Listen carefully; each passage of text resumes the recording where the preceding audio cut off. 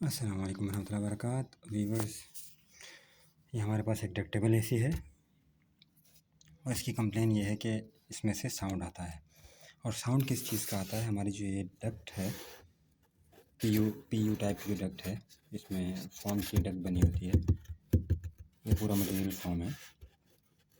तो ये PU duct के अंदर जिस तरह के गैप्स आ जाते हैं, उन गैप्स की वजह से जब ब्लोअर जो है हवा को ब्लो आउट करता है, इंडोर का ब्लोअर वो काफ़ी ज़्यादा आरपीएम पर होता है, तो जो हवा ब्लो आउट होती है वो इस तरह के गैप्स में से कभी कभी विस्लिंग का साउंड करती है।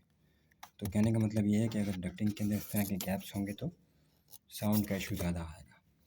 तो बेटर है कि इस चीज़ को कवर अप करने के लिए हमारे पास ये डक्ट टेप होता है। डक्ट टेप से हम जो है गैप्स को कवर अप कर देंगे तो फिर यहाँ से जो नॉइस है वो नहीं आएगा।